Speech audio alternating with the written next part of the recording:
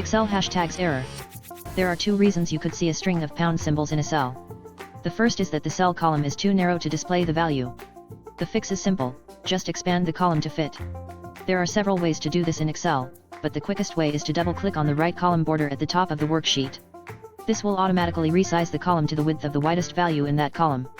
Alternatively, you can manually drag the column to a width that enables you to see the full value in that cell. If numbers have too many decimal places, go to Home tab. In the number groups, click Decrease Decimal to shorten the value. If none of the above methods fixes the problem, then it's time to step up. Maybe the value is saved in an incompatible number format. For example, do you have a negative value stored in date format? No matter how wide the column is, the hashtags error will be displayed, as negative date values are considered invalid. To fix this, double-check the value or formula used to arrive at the result or change the number format from date to another format, such as general.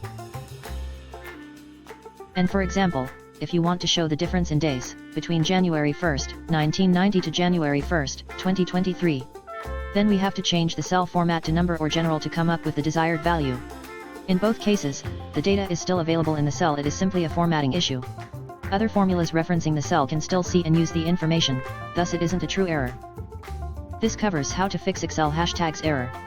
If you have a question to ask, leave it in the comments below and I'll do my best to answer it. Thank you very much for watching and have a great day.